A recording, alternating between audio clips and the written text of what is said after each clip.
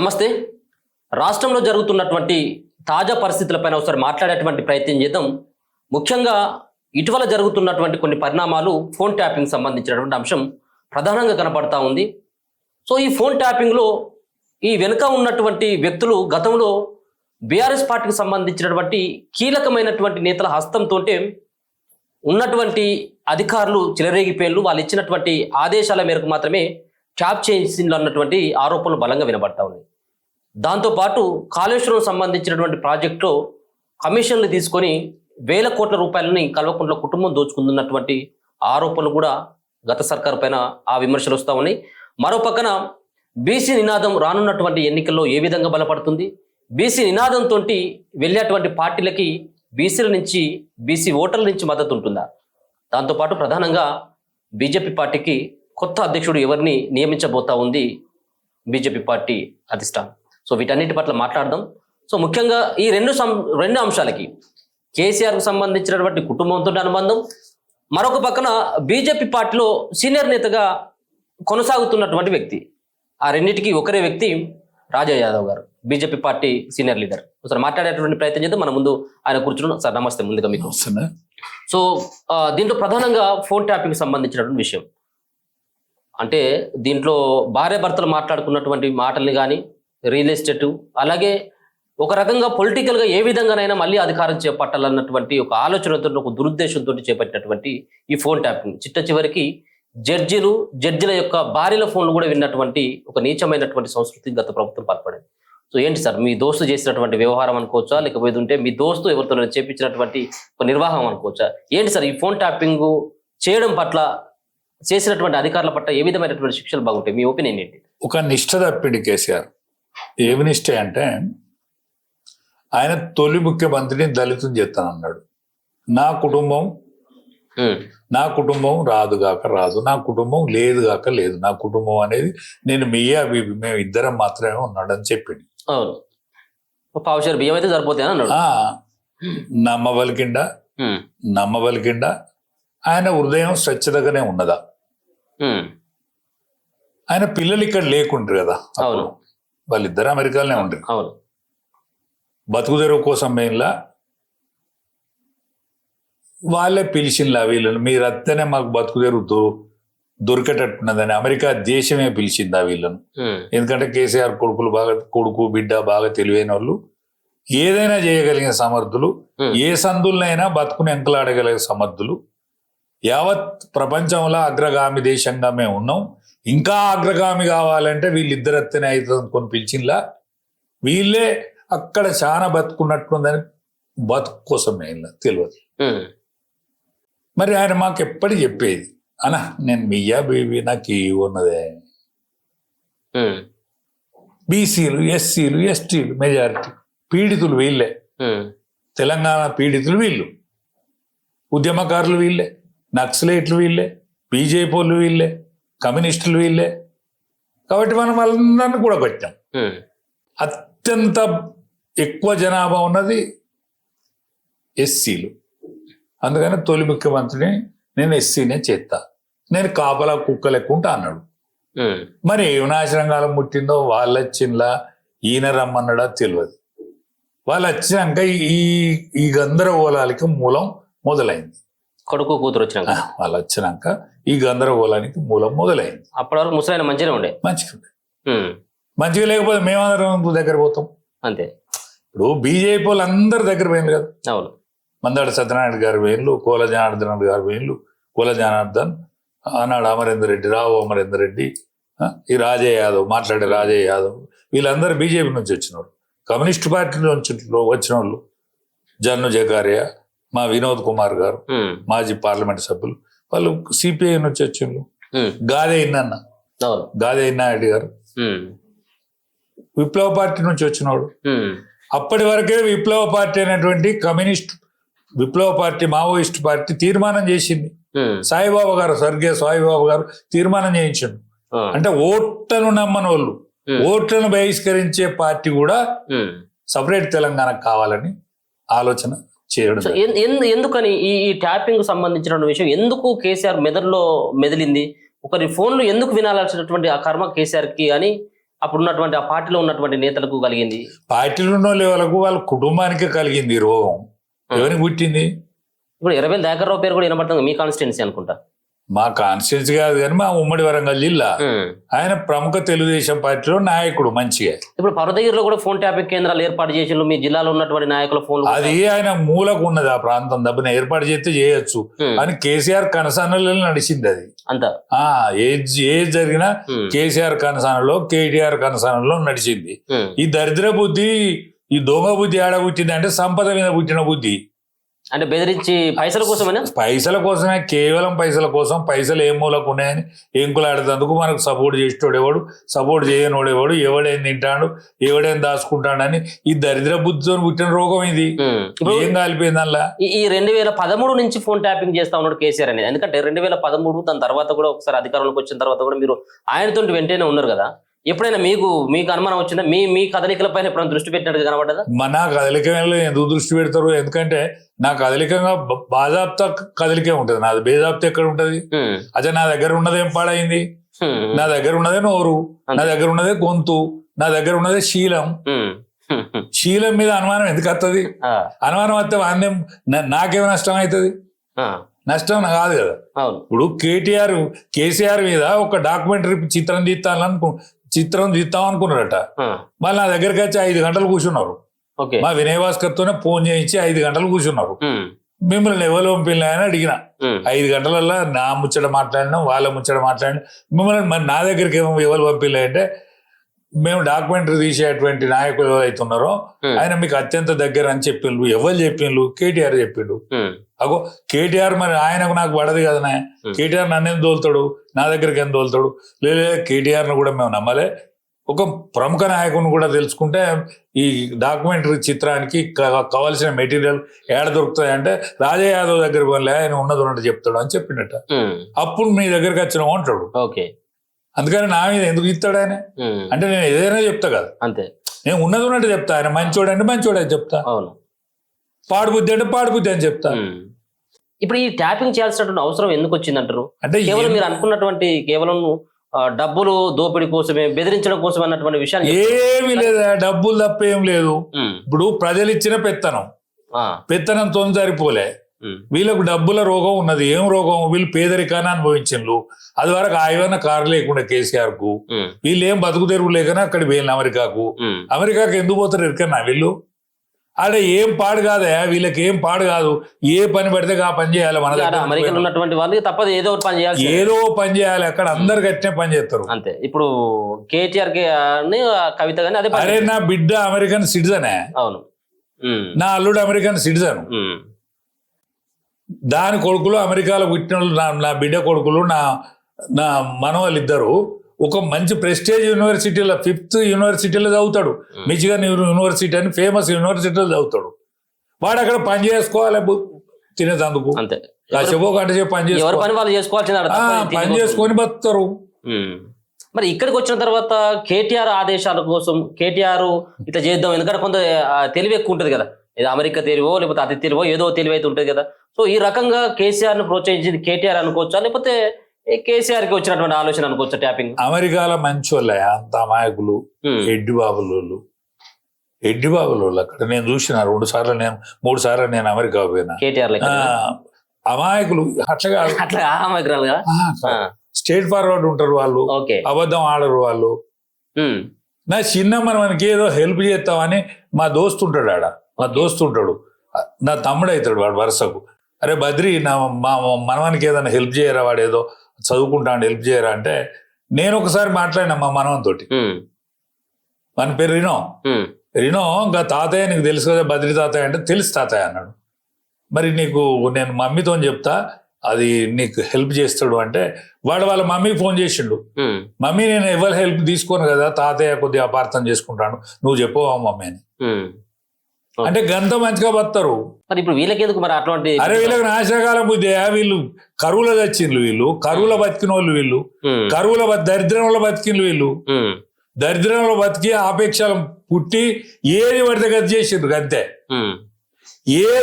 ఏదైనా చేసిండ్రు. వీళ్ళు ఏదైనా చేస్తేనే కదా వీళ్ళు సారాయి కుంభకోణంల ఇది లిక్కర్ కుంభకోణంల ఆమె తివారీ జైలు పోయింది. ఇప్పటి వరకు మన దగ్గర నుంచి తివారీ జైలు పోయిన వాళ్ళు ఉన్నారా? తివారీ జైలుకు ఉమ్మడి ఆంధ్రప్రదేశ్లో కానీ లేకపోతే సపరేట్ తెలంగాణలో కానీ ఒక వీర వనిత పోయింది ఎవరన్నా? ఒక కవిత తప్ప. వీళ్ళకి ఏమనాశనగానే ఉన్నట్టు. క్యాబినెట్ ఆమోదం లేకుండా ఈయన కార్ రేస్ పని నేను చేయొచ్చునా? అపధర్మ ప్రభుత్వంలో చేయొచ్చునా అంటానా? చేసిండు కదా పురుషాత్తుడు. మళ్ళీ నేను ఎవరన్నాడుగా దాన వీర శూర కర్ణం నేనే చెప్పిండా చెప్పలేదు. నేను ఎవరిని అడగవు ఏకపాత్రాభినయను. అంత కాన్ఫిడెంట్ ఏంటి మరి నాకు? అంటే ఎవరి పర్మిషన్ లేకుండా, నాయన పర్మిషన్ లేదు, క్యాబినెట్ పర్మిషన్ లేకుండా ఎందుకు అంత కాన్ఫిడెంట్ ఏంటిది? బల్బ్ పొగరు మాకేమవుతుంది? ఎందుకంటే వీళ్ళు ఇందరి ఈ టెలిఫోన్ సంభాషణలో అందరు ఎవరేం చేస్తాను తెలుసుకున్నారు కదా, ముందుగా తెలుసుకున్నారు. కాబట్టి ఇక మాకేం లేదు, మేమేం చేసినా ఏం కాదు అనుకున్నారు అంతే. ఇప్పుడు రోగం తిప్పాలి, కేంద్రమైనా తిప్పాలి, రాష్ట్రమైనా తిప్పాలి, ఎవరికి బలం ఉంటే వాళ్ళు తిప్పాలి. తిప్పకుంటే తప్పైతే స్వామిది. వీళ్ళ రోగం తిప్పకుంటే తిప్పను ఉంది తప్పు. ఎవరు చేసినా పొరపాటు ఎవరు చేసిన. ఇప్పుడు మీరున్న బీఆర్ఎస్ పార్టీ ఒకటే అని చెప్పేసి కాంగ్రెస్ వాళ్ళు అంటా ఉన్నారు కదా, ఏం చేసినట్టుగా కనబడతలేదు, కేంద్రం కూడా ఎక్కడ చర్యలు తీసుకోదు. ఇది ఒక పక్కనేమో ఇది సిబిఐకి అప్పగించాలని బీజేపీ వాళ్ళు అంటా ఉన్నారు, కానీ సిబిఐకి అప్పగించేటువంటి పరిస్థితి కనబడతలేదు. సిబిఐకి అప్పగించినట్టు మళ్ళీ ఇది బీఆర్ఎస్ బీజేపీ ఒకటే కాబట్టి దీనిపైన చర్యలు ఏముండే? బీఆర్ఎస్ బీజేపీ ఒకటే అయితే ఏమైందా? రేవంత్ రెడ్డి బదనాం చేసే కెపాసిటీ ఉన్నది కదా. ప్రతిపక్ష నాయకుడు నీవోడే కదా, కాదా? మొగోడేనా ఆయన? నీకే తెలియదు, చాలా రోజులు జర్నీ చేసి కదా. కాదు, రాహుల్ గాంధీ ప్రతిపక్ష నాయకుడు కదా, ఆయనే కదా మొగోడు. ఆయన యువకుడా, బ్రహ్మచారా, లేకపోతే వృద్ధుడా ఏం తెలియదు. ఆయనతో వాదించువాను, గట్టిగా బల్ల గుద్ది వాదించువాను. సిబిఐ ఏర్పాటు చేయి నరేంద్ర మోడీ గారు, మీరు సిబిఐని ఏర్పాటు చేసి నేర నిరూపణ చేయాలి. తెలంగాణలో జరిగే అన్యాయాన్ని గద్దించువాను. ఏం చేస్తాడు? నువ్వేం చేస్తాను? అయినా నీది పార్టీ కాదు అనుకో, కాంగ్రెస్ పార్టీ నీది కాదు, నువ్వే చెప్పినావు. నేను హై స్కూల్ దానికి ఓళ్ళ చదివినా, హై స్కూల్ వేరే ప్రైమరీ విద్య వేరే కాడ చదివినా, హై స్కూల్ విద్య వేరే చదివినా, ఇంటర్మీడియట్ వేరే చదివినా, డిగ్రీ తెలుగుదేశంలో చేసిన నౌకర్ రాహుల్గా మన కాంగ్రెస్ లో నౌకర్ చేస్తాను. మరి నీకే నమ్మకం లేదు కదా. నీకు చిత్తశుద్ధి ఉంటే, కెపాసిటీ ఉంటే నీ పరిధిలో నువ్వు చెయ్యి. అరే నేను సీనియర్నే, నాకు అందరు జూనియర్లే. ఎవరు పార్లమెంట్ మెంబర్లు కానీ అసెంబ్లీ మెంబర్లు కానీ వాళ్ళందరి దండం పెడుతున్నాయి. 2 కాలు మొక్తా, మోడీ గారి దగ్గర పట్టుకపోతా, అమిత్ షా గారి దగ్గర పట్టుకపోతా, నువ్వు కూడా రా. నేను మామూలుగానే అనుకుంటాను కదా, నేను మామూలుగా చెప్తానా, మన తొలివేలు సాక్షిగా నేను మామూలుగానే చెప్తానా. నీ కెపాసిటీ ఉంటే రేవంత్ రెడ్డి గారు, నీ కెపాసిటీ ఉంటే నువ్వు రాహుల్ గాంధీని పట్టుకొని వస్తావా మోడీ గారి దగ్గరికి. మా పార్లమెంట్ మెంబర్లను, మా అసెంబ్లీ మెంబర్లను పట్టుకొని నేను మోడీ గారి టైం తీసుకొని మాట్లాడతా. సార్, మీ పరిధిలో ఉన్నదో మీరు వెంటనే చెయ్యండి. కాంగ్రెస్ పార్టీ పరిధిలో ఉన్నదా నా ముఖ్యమంత్రి, ఆయన చేస్తాడు. ఈ నిజమేదో నిగ్గు తెలియండి. భావి తరాలకైనా ఇది మచ్చ ఉండద్దు, ఈ తరంతోనే అయిపోవాలి. వాటర్ గేటర్ ఉదంతం జరిగింది, ప్రపంచ ఉదంతాలలో అనేక ఉదంతాలు జరిగినాయి. ఇటువంటి ఈ కొత్త ఏం కాదు. శిక్షలు పడ్డరు, అనేక మంది దిగిపోయిన్లు. రాజకీయ జీవితం ఫుల్ స్టాప్ కావాలి. దీంతో దమ్ము ధైర్యం ఉంటే చెయ్యాలి. ఇక్కడున్న రేవంత్ రెడ్డి గారు, నీకు దమ్ము ధైర్యం ఉంటే చెయ్యి. నేను బీజేపీ నాయకులందరినీ పట్టుకొని వస్తా. మోడీ గారు అడ్డం ఉండరు అంటారు. మోడీ గారు అడ్డం లేకుండా మేము చేస్తాం. మీకు దమ్ముంటే మీరు చేయండి. మీ ప్రతిపక్ష నాయకుడే కదా రాహుల్ గాంధీ, ఎందుకు మాట్లాడరు? మాట్లాడిపియాలి. కెపాసిటీ ఉంటే మాట్లాడిపియాలి. కెపాసిటీ లేకపోతే మౌనం కూకోవాలి. ఎందుకు మౌనంగా ఉంటున్నారని చెప్పేసి అనుకుంటా ఉన్నారు మీరు? ఇంకా ఈ కేసులో ఆల్రెడీ సిట్యుయేషన్లు విచారణ జరుగుతూ ఉన్నాయి కదా. జరగని, కానీ బయటి ముంచట్లేదు. మళ్ళీ సిట్ ఎత్తి విచారణ జరుగుతుంది. మళ్ళీ బయటి ముంచట్టు సవాల్ లేదు. ఇప్పుడు కొట్లాడుకుంటేందుకు రెంక పెట్టుడేది, కొట్లాడుకోవాలి. ఖచ్చితంగా నీకు సిట్ అనేది నీది కాదన్నా, అది కాదు ఎవరిది కాదు కదా. ఒక న్యాయ కోవిద్దు చేసి మళ్ళీ దీని మీద నీలాపన ఎందుకు వట్టి వదులుడేందుకు? ఇప్పుడు ఈ 15-16 నెలల నుంచి విచారణలు జరుగుతూ ఉన్నాయి. సిట్ విచారణ అంటూ, కాళేశ్వరం కమిషన్ విచారణ. మీకేమైనా నమ్మకం అనిపిస్తుందా మీ దోస్తు చేసినటువంటి వ్యవహారాల పైన? కానీ మీ దోస్తు కూడా ఎవడైనా దోషి అవుతాడు. ఎంత గొప్పోడైనా దోషి. ఎమర్జెన్సీ విధించిన ఇందిరాగాంధీ కూడా దోషి. ఒక దోషి వాళ్ళు ప్రజల ముందు నిలబెట్టారు, ఈయన దోషి అని. ప్రజలు నిలబెడతారు, మీరు నిలబెట్టకపోతే. మొన్న గెలిపేయలేదా రేవంత్? ఈ కాంగ్రెస్ పార్టీని ఎక్కడో మూలకున్న దాన్ని తీసుకొచ్చి ప్రజలు నిలబెట్టిళ్ళు. కేసీఆర్ పైసలు తీసుకొని, టీఆర్ఎస్ పైసలు తీసుకొని వాళ్ళను ఇట్లా ఒక చిటిక కొడితే పోయి అవతల పడ్డరు. అవును, ఉద్యమ నాయకుని నేనే దాన వీర శూరకర్ణ నేనే తెచ్చిన అంటాడు కదా. తెలంగాణ తెచ్చిండు ఆయన. తెలంగాణ ఒక్కసారి భరణ చేసుకోవాలి కేసీఆర్ గారు. మీరు తెచ్చిండ్లా తెలంగాణ? జెండా పట్టినోడు, వడ్డా వార్పు చేసినోడు మీరా? జెండా పట్టినోడు మీరా? దెబ్బలు పడ్డోళ్ళు మీరా? ప్రాణాలు తీసుకున్నోళ్ళు మీ కుటుంబ సభ్యుల, మీ పాలోళ్ళ? 1600 మంది చచ్చిపోయిలే. 1200 మంది తొలి మలి ఉద్యమంలో 360 మంది పిట్టలు కాల్చేసిన తొలి ఉద్యమంలో చచ్చిపోయిన వాళ్ళ ఎవడున్నాడు? ఏ పార్టీ ఉన్నది? సామాన్యుడు కదా. అనేక సంవత్సరాల 1000 సంవత్సరాల బానిసత్వం, 77 సంవత్సరాల స్వాతంత్రం, దీంట్లో బలి వెట్టి చాకరికి వ్యతిరేకంగా జరిగిన పోరాటంలో కదా ఈ పోరాటం జరిగింది. తెలంగాణ పోరాటం అది కూడా అదే కదా. అందులో భాగమే కదా సాయుధ పోరాటం, అందులో భాగమే కదా నక్సల్బరి పోరాటం, అందులో భాగమే కదా ఈ అన్ని పోరాటాలు.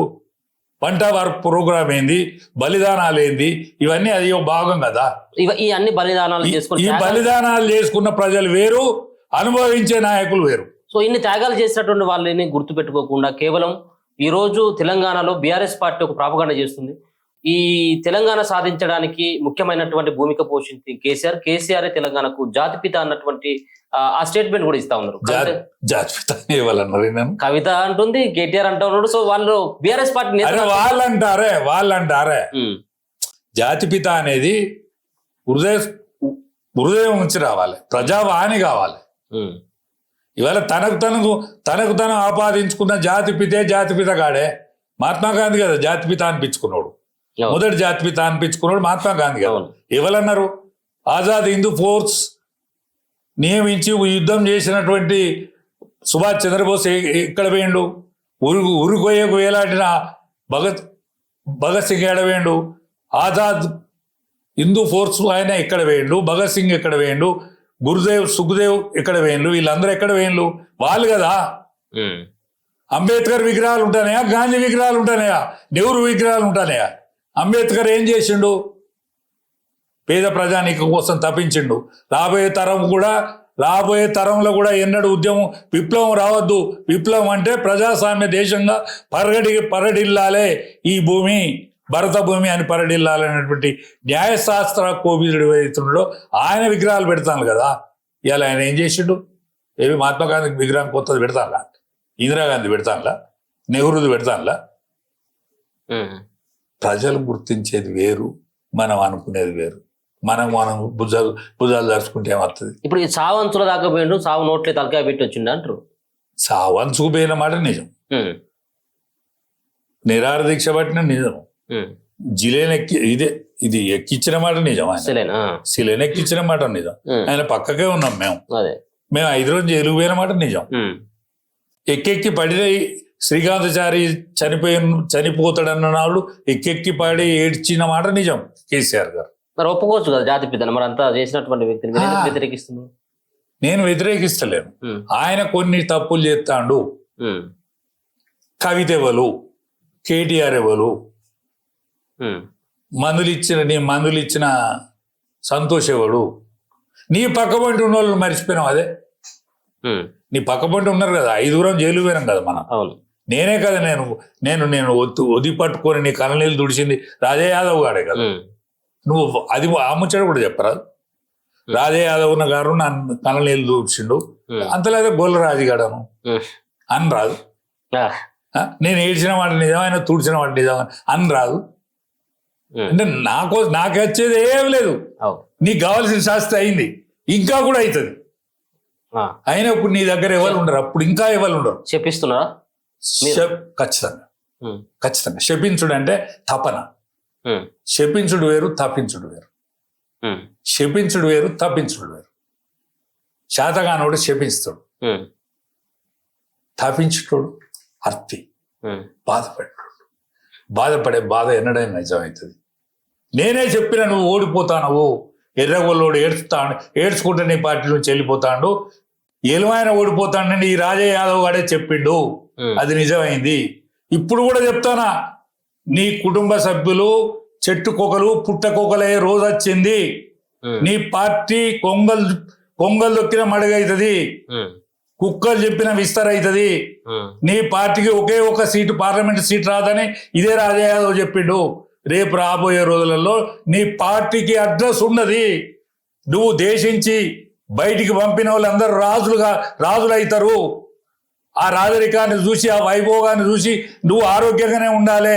అప్పుడు నీ దగ్గరికి వచ్చి నేను టైం పాస్ చేస్తా. కేసీఆర్ గారు అన్నా, నీ దగ్గర నేను టైం పాస్ చేస్తా అన్నా. మనం ఎల్లగొట్టిన వాళ్ళందరూ రాజులైన్లు, నువ్వు ఇన్లే. నీ పిల్లలు ఆగమైన్లు. ఒక ఆమె జైళ్ళల్లో మగ్గెచ్చింది. ఇప్పుడు వాళ్ళని చూస్తే ఎవరు జాలి పడతలేరు. వాళ్ళు కనిపిస్తే గజ్జి కుక్క కంటే ఈనంగా చూస్తాను. సుమా వద్దన్నా, ఇటువంటి భావితరాలన్నా నిన్ను చూసి సోయి తెచ్చుకోవాలని చెప్తా. కసి ఉన్నట్టు బాగా నీకు కేసీఆర్ పైన కసి, జాలి ఉన్నది, కసి ఉన్నది, జాలి ఉన్నది.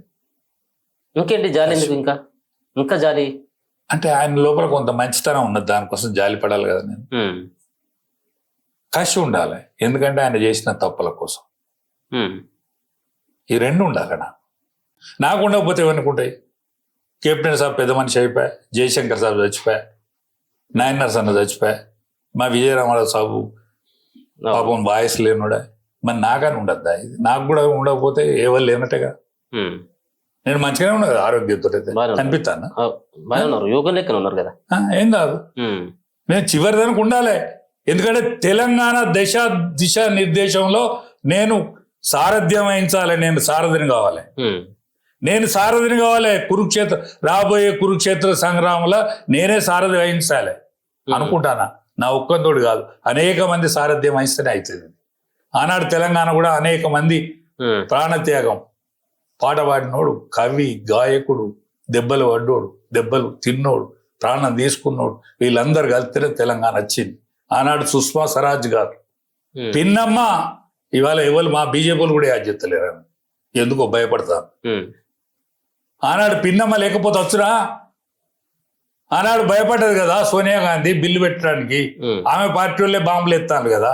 నువ్వు బిల్లు పెడతావా, నేను శిరోముండనం చేసుకొని పార్లమెంట్ ముందడ కూర్చుంటా అని ఆనాడు సుష్మా స్వరాజ్ గారు కదా.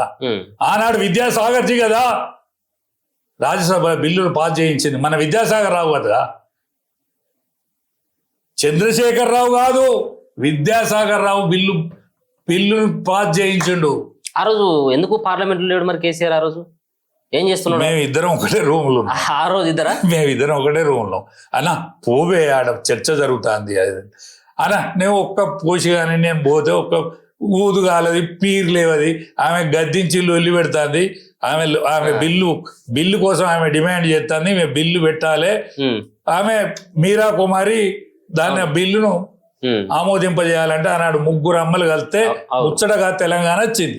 అది రాజ్యసభలో పాస్ కాకముందు పార్లమెంట్ లో పాస్ అయింది. ఆనాడు ఆర్థిక బిల్లు మీద అమెండ్మెంట్ చర్చ ఉండే.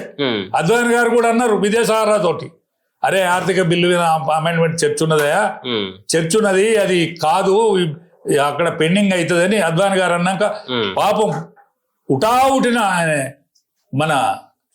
మన డిఫెన్స్ మినిస్టర్ ఈనాడు పార్టీ అధ్యక్షుడు ఉండే రాజ్నాథ్ సింగ్ గారు దగ్గర పోయి విద్యాసాగర్ జీ లొల్లి పెట్టిండు. విద్యాసాగర్ రావు లొల్లి పెడితే, అరే నేను చెప్తానే అరుణ్ జైట్లీ చెప్తా పో, నువ్వు చెప్తా పో అంటే ఈయన రాలే. ఎవరు? కేసీఆర్ మాషి రాలే. వినోద్ సార్ కేకే గారు వీళ్ళందరూ కలిసి బజలాడి తీసుకుపోయారు. నేను ఎంబడి పోయినా, బజలాడి తీసుకుపోయాను. నేను పోయినా. పోతే ఈయనకు ఆశ లేదు, ఆశ లేదు. ఇక దాన్ని పట్టుకొని కొన్ని రోజులు నడుపుదాం. విద్యాసాగర్ పోయి అడగగానే అరుణ్ జైట్లీ గారు, ఇగో ఈ ఆర్థిక బిల్లు నీకే ఇస్తాను చెప్పి ఆర్థిక బిల్లు మీద మేము చర్చ పెట్టామంటే అప్పుడు ఆర్థిక బిల్లు వాయిదా పడి దీని మీద చర్చ. ఈ చర్చకు ఇవ్వలేదంటే ఆయన ఉపనాయకుడు వెంకయ్యనాయుడు గారు ఆ పురుషార్థుడు వచ్చి ఆయన చర్చించి ఆ 7 మండలాలు దత్త మండలాలు ఆయన దొరికిపోయాడు. ఇది ఆనాటి చరిత్ర. ఆనాటి చరిత్ర ఇది. ఢిల్లీలో జరిగిన చరిత్ర. విద్యాసాగర్జీ నానా తంటాలు పడి నానా ఇబ్బంది పడి దీన్ని ఆమోదింపజేసిండు. ఈ మాట మాట్లాడరు. నేనే కర్త కర్మక్రియ, నా కలల స్వప్నం ఏంటి కాళేశ్వరం, నా కలల స్వప్నం తెలంగాణ కోసం నేను తలకాయను సాగు నోట్లే పెట్టిన. ఈ సత్యాలు నగ్న సత్యాలు అక్కర్లేదు. ఉరికొయ్యకు వేలాడిన ఆయన గుర్తులేడు. ఆజాద్ హిందూ ఫౌజ్ అనే ఏర్పాటు చేసిన ఆయనకు చరిత్ర లేదు. మహాత్మా గాంధీడు చరిత్ర తెచ్చిండు స్వరాజ్యం. నెహ్రూ గారికి ఒక్కోడు వడ నెహ్రూ గారికి ప్రధానమంత్రి చేసి ఇంకా పురుషార్థంతో నడుతూనే ఉన్నది. కాశ్మీర్ లొల్లి నడుతూనే ఉన్నది, పాకిస్తాన్ లొల్లి నడుతూనే ఉన్నది. ఇవాళ అపరిష్కృతమైనటువంటి అనేక సమస్యలకు మూలమైనటువంటి పార్టీలు అనుభవిస్తారు. ఇవాళ మీరు కూడా అనుభవిస్తారు. సో మీ పార్టీ విషయానికి వద్దాం. ముఖ్యంగా చాలా సందర్భాల్లో మీకు ఈ క్వశ్చన్ రేజ్ చేసి ఉంటాను. ఇక ఆల్రెడీ ఆ ముహూర్తం కూడా దగ్గర పడ్డట్టుగా కనబడతా ఉంది. ఇటీవల కొంత బీజేపీ పార్టీలు ఒడివడిగానే అడుగులు వేస్తా ఉంది. 10 రాష్ట్రాలకు సంబంధించినటువంటి కొత్త అధ్యక్షుడిని నియమించాలన్నటువంటి ప్రయత్నంలో భాగంగా తెలంగాణ రాష్ట్రానికి కూడా అధ్యక్షుడు ఉండాలన్నటువంటిది, కొత్త అధ్యక్షుడు నియమించాలన్నటువంటి ప్రయత్నం జరుగుతూ ఉంది. సో 1 వీక్లో 10 రోజులలో ఇది కూడా కన్ఫర్మ్ అయ్యేటువంటి అవకాశం కనబడతా ఉంది. సో ఏంటి అసలు బీజేపీ పార్టీకి రాష్ట్ర అధ్యక్షుడు ఎవరుంటే బాగుంటుంది? దీనిపైన చాలా మంది పోటీ పడతా ఉన్నారు. గతంలో లేనటువంటి పోటీ ఇప్పుడు బీజేపీ పార్టీ రాష్ట్ర అధ్యక్షుడి కోసం విపరీతమైనటువంటి పోటీ. ఒకటే ఇక్కడ బీసీ ముఖ్యమంత్రి నినాదమే ఎలక్షన్ల ముందట చేయడం జరిగింది. బీసీ ముఖ్యమంత్రి నినాదమే ఎలక్షన్ల ముందట చేయడం జరిగింది. సరే, అనేక పరిస్థితులలో ప్రజలు దాన్ని మారే. ఇప్పుడు కేసీఆర్ ఓడిపోవాలి. ఫస్ట్ ఓడిపోవాలంటే మరి వీళ్ళు అందుకుంటారో అందుకోలేదు అని కాంగ్రెస్ పార్టీ కోర్టు వారెత్తే వాళ్ళు గెలిచారు. అది అయిపోయిన ఘట్టం. ఇప్పుడు బీజేపీ ముందట ఉన్నది. అన్ని రాష్ట్రాలలో బీజేపీ ప్రభుత్వాలు వస్తాయి. ఇక్కడ కూడా రావాలనుకుంటే బీసీనే ప్రెసిడెంట్ చేస్తారు. ఇక్కడ ఒక బీసీనే ప్రెసిడెంట్ చేస్తారు. బీసీకి ఇప్పుడు బీసీ నాయకత్వం ఓన్లీ బీజేపీ వాళ్ళనే జరుగుతుంది. ఎందుకంటే కాంగ్రెస్ అంటే రెడ్లు, టిఆర్ఎస్ అంటే అది ఇంటి పార్టీ. టిఆర్ఎస్ ఇంటి పార్టీ, అది కూడా కుటుంబ పార్టీ.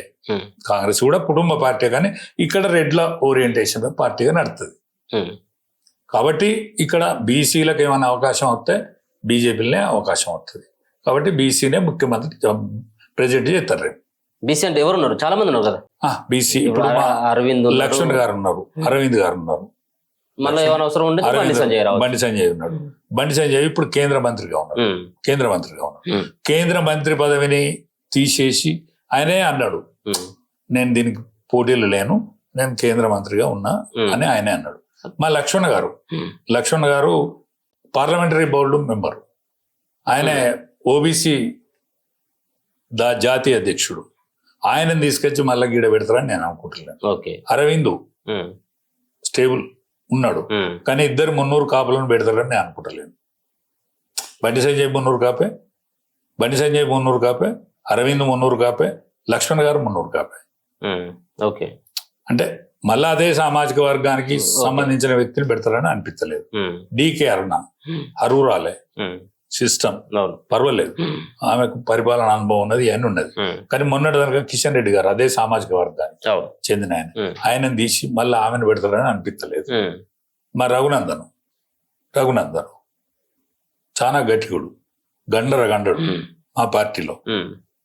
కానీ వెల్మ సామాజిక వర్గం చాలా చిన్నగా ఉంటది. పోతే ఆయనకు పోటీ ఇవ్వలే అంటే మా కేసీఆర్. ఎవరికి? రఘునందన్ పోటీ కాదు, ఆయన చేసిన పేరు బదనం, ఆ క్యాస్ట్ పేరు బదనం తెచ్చిండు. ఆ క్యాస్ట్ కోలుకోవాలంటే కెపాసిటీ ఉంటే పర్సనాలిటీ కోలుకుంటుంది తప్ప మొత్తం అందరికి నాయకత్వం వహించే స్థితి ఇప్పుడు లేదు. కాబట్టి మిగిలిన ఏకైక బీసీ నాకు మన ఈటల రాజేందర్ అనిపిస్తాడు. ఎందుకంటే ఆయన ముదిరాజు సామాజిక వర్గానికి చెందినోడు. పోతే ప్రజాక్షేత్రంలో అనేక సంవత్సరాలు ప్రజాక్షేత్రంలో ప్రజానాయకునిగా అంటే ప్రతిపక్ష నాయకునిగా ఒక కేంద్ర రాష్ట్ర తొలి ఆర్థిక తెలంగాణ తొలి ఆర్థిక మంత్రిగా, పోతే ఆరోగ్య మంత్రి కాలంలో శభాష్ అనిపించుకున్న వ్యక్తిగా, పోతే అనేక సంవత్సరాలు పోరాటం చేసిండు. అన్ని వర్గాలతోని ప్రజలతో కూడా సంబంధాలు ఉన్నాయి కాబట్టి ఆయనకు అవకాశం ఇవ్వచ్చు. అంటే ఇప్పుడు బీజేపీలో ముఖ్యంగా ఆర్ఎస్ఎస్ భావజాలం ఉండాలి అన్నటువంటిది కొంత ప్రధానంగా వినపడతా ఉంది. ఇదేమో చూస్తే కమ్యూనిస్టు భావజాలం ఉన్నటువంటి వ్యక్తి. ఇప్పుడు మాకు అట్లా ఏమన్నా ఇది ఈటల రాజేందర్కి ఏమైనా ఛాన్స్ మిస్ అయ్యేటువంటి అవకాశం? ఇప్పుడు మీకు ఒక విషయం తెలియదు, మా అటల్ బిహారీ వాజ్పేయి గారు ఎస్ఎఫ్ఐ అనేది ఒకప్పుడు ఎస్ఎఫ్ఐ అనేది ఆయన మాకు భారత ఆనిమత్యం. ఆయన స్టూడెంట్ లైఫ్ లో ఎస్ఎఫ్ఐ అనేది. ఈయన స్టూడెంట్ లైఫ్ లో ఏమున్నాడో తెలియదు నాకైతే తెలియదు నాకు పెద్దగా తెలియదు. పోతే ఈయన లైఫ్ ఎట్లున్నదో తెలియదు. ఇప్పుడు మరి చాలా విషయాలల్లో మార్పులు వచ్చినాయి. ఏది బీజేపీ విషయంలో చాలా విషయాలలో మార్పులు వచ్చినాయి. ఏ మార్పులు? ఇవాళ అస్సాం ముఖ్యమంత్రి ఆయన కాంగ్రెస్ పార్టీలో ఆర్థిక మంత్రి ఉండే. ఈటల రాజేందర్ గారు ఆర్థిక మంత్రిగా ఉన్నప్పుడు ఆయన అస్సాం ఆర్థిక మంత్రిగా ఉంటారు కాంగ్రెస్ పార్టీలో. ఆయన ఇప్పుడు మాకు ముఖ్యమంత్రి. పోతే అక్కడ పశ్చిమ బెంగాల్లో తృణమూల్ కాంగ్రెస్ వ్యక్తి, ఆయన మా ప్రతిపక్ష నాయకుడు. రేపు రాబోయే రోజులలో ఆయన ముఖ్యమంత్రి క్యాండిడేట్, మాకు ముఖ్యమంత్రి క్యాండిడేట్. అనేక రాష్ట్రాలలో కూడా ఇటువంటి స్వీకరిస్తాను. యావత్ మా కిషన్ రెడ్డి గారికి ఉన్నంత అపారమైన అనుభవం, అనేక మందితో సాన్నిధ్యం, అటల్ బిహారీ వాజ్పేయి మొదలుకుంటే ఇవాళ ఉన్న ప్రధానమంత్రి నరేంద్ర మోడీ దానికి కూడా ఆయన సాన్నిధ్యం ఉన్నది. ఆయన ఏం తెలియకుండా అన్నాడు. 2 సార్లు పోటీ చేసిండు ఈటల రాజేందర్. ఆర్ఎస్ఎస్ నేపథ్యం ఉండని అవసరం లేదన్నాడు ఆయన. 2 సార్లు పోటీ చేసిండు మా పార్టీ అని అన్నాడు. అంటే వట్టిగానే అయితే అన్నాడు కదా ఆయన. అందుకనే ఈ ఆచితూచి వ్యవహరిస్తారు. ఇవన్నిటి కూడా అధిగమిస్తేనే ఆయన చర్చ రానిస్తాను, లేకపోతే ఆయన మొట్టమొదటి కొట్టేత్తు కాదు. అంటే ఒక రకమైనటువంటి ప్రచారం కూడా ఉన్నది. బీజేపీ పార్టీకి రాష్ట్రంలో అధికారం వచ్చేటువంటి అవకాశం లేదు కాబట్టి ఏదో బీసీ నినాదంతో బీసీ ముఖ్యమంత్రి అన్నటువంటి నినాదాన్ని వాడుకున్నారు తప్పించి బీసీల మీద ఉన్నటువంటి ప్రేమ అంతంత మాత్రమే ఉంటుంది బీజేపీకి. కేవలం గెలవదు కదా అన్నటువంటి ఉద్దేశంతో ఆ వాదాన్ని వాడుకున్నారు అనేది. ఈ వాదం అనేది బీసీ ముఖ్యమంత్రి అన్నటువంటి వాదం రానున్నటువంటి ఎన్నికల వరకు బీజేపీ పార్టీ ఉంటుందా? ఒకవేళ బీసీలకు అవకాశం ఇస్తుందంటే ఎట్లాగో మున్నూరు కాపుల యొక్క ప్రాతినిధ్యం ఎక్కువ ఉన్నటువంటి బీజేపీ పార్టీ, అదే స్థాయిలో రెడ్డిలకు కూడా ఆ విధమైనటువంటి స్థానం ఉంది బీజేపీ పార్టీలో. సో ముఖ్యమంత్రి పోస్టు ఒక బీసీకి ఇస్తానన్నటువంటి ఆ స్టాండ్ మీద బీజేపీ పార్టీ చివరి వరకు ఉండేటువంటి అవకాశం ఉంటుందా? ఒకటేనండి, భారత 77 సంవత్సరాల స్వాతంత్రంలో భారత ప్రధానమంత్రి ఇప్పటి వరకు బీసీ కాలే. ఒక్కసారి 2 సార్లు 3 సార్లు కూడా బీసీ ప్రధానమంత్రి. మధ్యప్రదేశ్, విశాలమైన మధ్యప్రదేశ్కు ఒక యాదవ్ ముఖ్యమంత్రి. రెడ్లు రావులు పరిపాలించిన మన ఆంధ్రప్రదేశ్ను పరిపాలించినట్టుగానే జాట్స్ పరిపాలించే లెక్కనైనా హర్యానాలో ఒక బీసీ ముఖ్యమంత్రి. ఇప్పుడు ఒరిస్సాల రాజులు పరిపాలించిండు, అక్కడ ఒక ఎస్టీ ముఖ్యమంత్రి. ఇంతమందికి అవకాశం ఇచ్చి ఒక్క తెలంగాణలోనే మారే బీసీలకు వ్యతిరేకం అని మాట్లాడితే ఎట్లనండి? ఎట్లా చెప్పు ఉంటుంది? ఈ స్టాండ్ మీద ఉంటుందా? ఈ స్టాండ్ మీద ఉండేది మాత్రమే బీజేపీ. మాట్లాడే దానికి కట్టుబడి ఉండేదే బీజేపీ. 370 ఆర్టికల్ రద్దు చేస్తామన్నారు, రద్దు చేసిండ్రు. రామ మందిరాన్ని నిర్మించి తీరుతామన్నారు, నిర్మించి తీరిండ్లు. త్రిబుల్ తలాక్ను కూడా నిరోధిస్తామన్నారు, నిరోధించి తీరిండ్లు. ఉమ్మడి పౌర స్మృతిని తెస్తామన్నారు, తెచ్చిండ్లు. అంటే బీజేపీ మాట్లాడిందే చేస్తుంది, చేసేదే మాట్లాడుతుంది. మిగతా పార్టీలు అలా కాదు, మాట్లాడేదోటి చేసేదోటి. ఒక బీజేపీకి స్టాండ్ ఉన్నది ఈ దేశంలో. అంటే స్టాండ్ ఉన్నది, మాట్లాడింది చెయ్యంది రాజకీయ పార్టీలు అనేది ప్రజాక్షేత్రంలో ఉన్నది. ఆ ప్రజాక్షేత్రంలో అంటే ప్రజలలో లేదు, ప్రజలలో లేదు. మేము అలాంటి మేధావి వర్గంలో ఉన్నది. మాట్లాడింది చేయరా, ఏం మాట్లాడుతుంది, ఆ మాట్లాడితే ఇది నాగరిక ప్రపంచంలో ఉన్నది. సో ఒక పక్కన ఈటల రాజేందర్ యొక్క అభ్యర్థిత్వాన్ని మీ పార్టీలో ఉన్నటువంటి చాలా మంది నేతలు వ్యతిరేకిస్తా ఉన్నారు అన్నటువంటిది ప్రచారం ఉన్నది. సో ముఖ్యంగా వాళ్ళని ఏ విధంగా మెప్పించగలుగుతాడు ఈటల రాజేందర్ కానీ, మరో పక్కన అధిష్టానం, మీకు సంబంధించినటువంటి అధిష్టానం కానీ? ఎప్పుడైనా అధికారంకి వచ్చే ముందట ఈ మాత్రం కాంపిటీషన్ ఉండడం సహజం. కాన్ఫిడెన్స్ గా ఉన్నట్టు కదా మీరు వచ్చేటువంటి ఎన్నికలు బీజేపీ పార్టీ ఖచ్చితంగా పరిపాలించి ఏలి తీరుతుంది. అంటే రచ్చబండ కాడ చర్చ జరుగుతుంది. 119 సీట్లలో వచ్చిన 8 సీట్లు. చావు కాడ చర్చ జరుగుతుంది. 119 సీట్లలో 8 పార్లమెంట్ సీట్, 8 అసెంబ్లీ సీట్లు వచ్చిన మాట నిజం. 8 పార్లమెంట్ సీట్లు కూడా వచ్చిన అన్నమాట నిజం. 8 పార్లమెంట్ సీట్లు అంటే 8 ఏళ్ళు 56 పానం ఉన్నట్టే కదా. 5-10 సీట్లలో పానం ఉన్నట్టే కదా. అసెంబ్లీ సీట్ల రాకపోవడానికి కారణం ఏంటంటే వీడు అందుకోడో బీజేపీ వాడు. అందుకనే వీనికి ఓటేస్తే మురిగిపోతుందో ఏమో, మళ్ళా పురుషార్థుడు కేసీఆర్ వచ్చి మళ్ళా ఆయన ఇక్కడ ముఖ్యమంత్రి అవుతాడు. ఆ కుటుంబం పీక్క తింటాంది. సచ్చిన పీనర్ కూడా ఇడిచిపెడతలేదు. కాబట్టి ఆ కుటుంబం రావద్దంటే ఖచ్చితంగా కాంగ్రెస్కి ఎత్తామయ్యా. వాడు చచ్చిన బతికిన వాడు ఎక్కడ పాడైనా ఏం లేదు. వాడు దొరకలే కాంగ్రెస్ వాడు, అయినా ఓటేసి పారేసాడు. ఢిల్లీని తిప్పుకున్నాడు రేవంత్ రెడ్డి ముఖ్యమంత్రి మనకు సంబంధం లేని విషయం. ముఖ్యమంత్రి ఎవరు చేసుకున్నారో అది వేరే ముచ్చట. ఆయన చక్రవడ్డీ బారు వడ్డీతో కూడా వసూలు చేసుకున్నాడు. ఇప్పుడు బ్రహ్మాండంగా ఉన్నాడు. మీ పార్టీ కార్యాచరణ కానీ, మీ పార్టీలో ఉన్నటువంటి వ్యక్తులు కానీ, సో ప్రభుత్వం వైఫల్యాలపైన కానీ, ప్రతిపక్షంగా ఉన్నటువంటి బీఆర్ఎస్ పార్టీ గతంలో చేసినటువంటి వ్యవహారాలపైన కనీసం నిలదీసేటువంటి ప్రయత్నం చేయట్లేదు. ఒకవేళ నిలదీయాలంటే మళ్ళీ బీఆర్ఎస్ పార్టీ అది కొంత ముందు వరుసలోనే కనబడతా ఉన్నది. ఎందుకు మీ సంబంధించినటువంటి నేతలు ఇటువంటి వాటి పట్ల ఎందుకు ప్రధానమైనటువంటి కార్యాచరణ రూపొందించుకోలేదు? ఇప్పుడు బీఆర్ఎస్ కు సంఖ్యాబలం ఉన్నమాట నిజం. ఏం సంఖ్యాబలం? ఎమ్మెల్యేల సంఖ్యాబలం ఉన్నమాట నిజం. కాంగ్రెస్ పార్టీకి సంఖ్యాబలం ఉన్నది, వాళ్ళు ప్రభుత్వంలో ఉన్నారు. వాళ్ళ నినాదం అన్న ప్రివేల్ అవుతుంది, వీళ్ళ నినాదం అన్న కనిపిస్తుంది. కానీ పబ్లిక్ వాయిస్ ఏదైతున్నదో 18 ఏళ్ళ నుంచి 30 ఏళ్ళ వరకు ఉన్న యువకులు డైరెక్ట్ మోడీకి కనెక్ట్ అయ్యి ఉన్నారు. ఆ యువకుడు ఏ పార్టీలు లేడు. ఇప్పుడు కాంగ్రెస్కు లేరు, టీఆర్ఎస్కు అసలే లేరు. కాబట్టి ఆ యువకుల ఆధారమైన పార్టీ రేపు రాబోయే బీజేపీ పార్టీ. కాబట్టి బీజేపీ పార్టీకే అవకాశం. సో బీసీల నినాదం ఏ విధంగా పనిచేస్తా ఉంది? బీసీ నినాదం నరాన ఉన్నది. ఇవాళ మేమున్నాడు, మా ఏజ్ లో ఉన్నాడు. నీ వద్దకు నాకు రింగుల ఎటుకలు ఉండేనాడు. మాకు మేమే బీసీ నినాదం ఇచ్చుకున్నాం, కానీ మాకు ఎవడు ఇచ్చేటోట్లేడు. ఇవాళ యువతరం, మీ తరం, ముఖ్యంగా మీ తరం బ్రహ్మాండంగా ఒక ఊపులు ఉన్నది. రాబోయేది బీసీ యుగమే. అందులో తెలంగాణలో అణచివేతకు గురైనటువంటి వర్గాలే రేపు రాబోయే రాజులు. అణచివేతకు గురైనటువంటి ఎస్సీలు, ఎస్టీలు రాజులైతారు. ఈ తెలంగాణ రాజులైతారు. నేను ఆరోగ్యంగా ఉండి చూసిపోతానని నేను అనుకుంటాను.